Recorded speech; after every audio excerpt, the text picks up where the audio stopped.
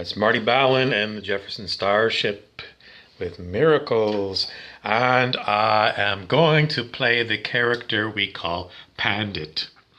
This is a very tough character because if I play Pandit, it's quite possible that Rumpelstiltskin will come out of his tailory and, oh my goodness.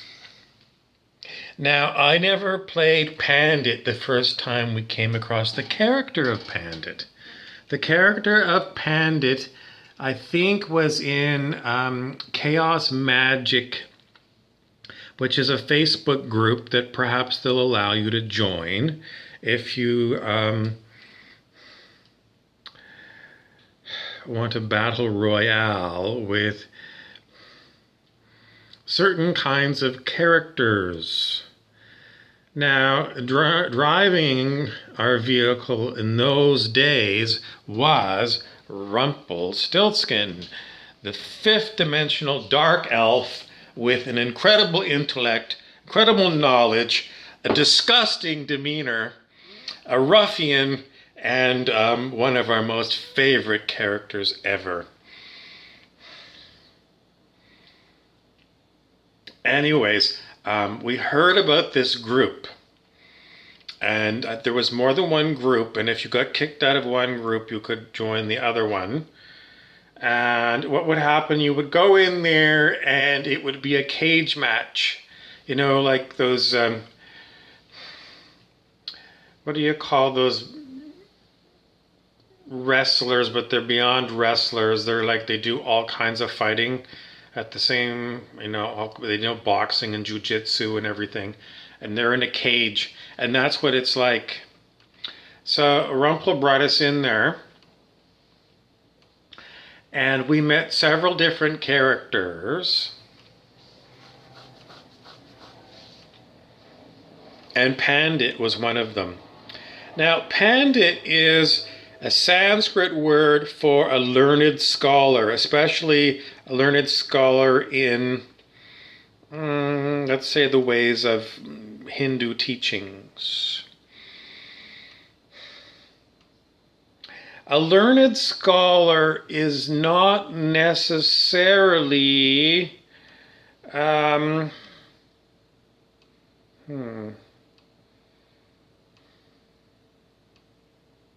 There's no good memories that come from my study of Hindu, although there probably are some examples, I just don't know of them. But if we were going to go into Zen teachings, a Pandit would write volumes and volumes of stories and facts and figures about everything to do with Zen. Would Pandit have what is known as enlightenment? Not necessarily. Pandit might know all the right words and terminology, but not attained enlightened states.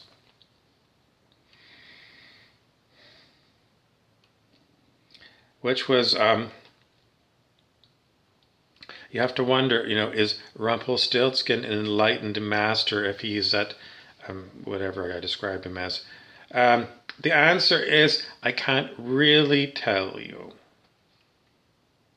It seems like a lot of us have our moments when we seem to be clear.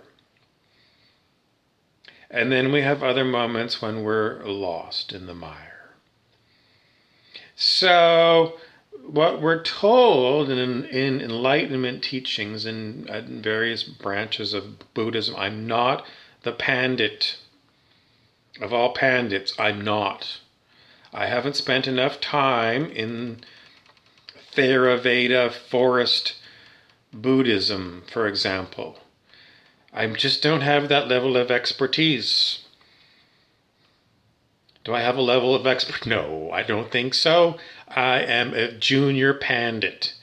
I have words about a lot of different things, but the depth of it all, no. But it's as good as you're going to get. someone who knows about a lot of different things. No, I wouldn't even call myself a jack of all trades. Just a pandit who knows a certain amount about a certain number of things, which is more than you know for probably 99.99% of the viewership on YouTube or Instagram. And if you feel insulted, like you know more than me, either you do or you don't. But you know most people don't, because you just know from experience with the people on the planet. Nevertheless, we are going to go back and talk to you about Pandit and Rumpelstiltskin. And I can't even remember what it was about, but it was a fight club. Chaos Magic Fight Club. Was it magic? Well, the words were magic. And Pandit was like me. Should probably just shut his mouth, because he doesn't have a deep enough command of his panditry when someone who has better ability in the subject comes along, like Rumpy. But that's why they go into Fight Club, to figure out, who can better the other one. And in the end, Rumpelstiltskin made me laugh. I don't like to laugh around Rumpelstiltskin because he can better me. And, it's like you hang out with someone who's your better, and they're showing off with someone else. Your best thing to do is to just breathe. Just breathe. Try not to get pleasure out of watching the masters fight. Try not to get pleasure out of it, because, it's only tomorrow, when there's no one there in the Chaos Magic Fight Club, and there's Rumpelstiltskin and you. You don't want to get in a cage match with someone like Rumpelstiltskin. Unless you want, or maybe you're willing to be beaten. Maybe you don't know if you will be beaten. But, given my history of being beaten, does it take courage? Yes, it takes courage to get up off the mat after you've been pummeled by someone who has mastered you. Is it smart to stay on the mat and never get up? No. How are you ever going to grow? You are going to say, okay, well, I'm going to win this one match by not getting up off the mat, and just saying, I beat you, I'm not getting up, and it's not really a beat. So, in order to learn and grow, you have to do Kobayashi Maru, which is a Star Trek scenario to teach you the no-win situation. And then the famous cases where people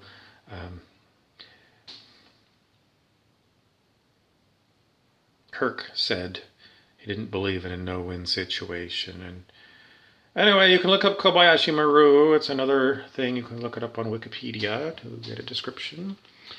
But Pandit knew a lot of words and how to string the words together. But I don't think he did. Well, maybe he had met people like Rumpelstiltskin before. But in this case, I regretted laughing at seeing Pandit, because that's what happens. You get strung along in the wake of Rumpelstiltskin on his good day. It's just like, the idiots that go and watch, for example, any major league sport. And at the end of the game, they're drunk because they've been drinking beer all afternoon, and they're cheering. They're going, "We won! We won!" You didn't even play. You were a spectator. How can you say you won when you weren't even on the field? And that's what it's like when you're around someone else who's doing the heavy lifting, and you say, well, the job's done, we did it. And the person who did all the work looks at you and shakes their head, or maybe they swear at you, or maybe they cuff you. Any events. So Pandit spewed off his book learning knowledge, and Rumpelstiltskin, I don't know if it was book learning. I can't remember the details of the whole event other than I was given to laugh, and I regretted it ever since, because Rumpelstiltskin did win the battle with Pandit.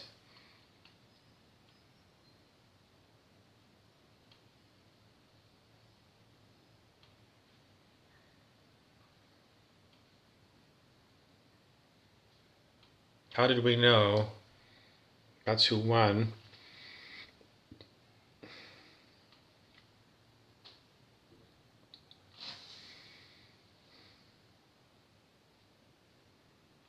It was the aura of Rumpy that said he won. His aura said he won. Did Pandit think he lost? We didn't go back and check. In truth, Pandit wasn't from India, and he wasn't an expert in Sanskrit or Hindu. Pandit, I think, was from Georgia. And if you're from Georgia, I don't know. It's being withheld from me, so I feel like a fool. How does it it's being withheld. It's just my full memory of it, and I don't have it. But we think that Pandit was from Georgia, and he called himself, oh, this might not be correct. This is when they throw a bunch of things at me. But he called himself brother, like a Christian brother. Or maybe it had to do with alchemy, and he was an amateur alchemist. The point of the matter is I'm being buffeted around by a bunch of winds that say it was this or that, and then they say, maybe it wasn't. We don't want to talk about the time when Rumpy withdrew from the cage match because it was known as a Mexican standoff. In other words, both fighters we're going to say were equivalent, and one couldn't beat the other. But perhaps the truth is that when Rumpy was up against the troll would win because it had more stamina. In other words, it was intransigent. The troll person just had the aura of stubborn like an ox. Stubborn, and a great deal of reserve so that it wouldn't wear out. It had a lot of long-term strength in its obstinacy, and up against that, Rumpel said, this is not worth the fight. We're going to be here forever. And what would happen in the end, I don't know. We didn't participate in that. And Rumpy, as far as we know, doesn't participate in these things anymore. He's taken up spending time doing other things. That's the story of Rumpy and the Pandit. Perhaps we'll give you another version if we're given to. I'm Moosey Wilson, trying to be Pandit.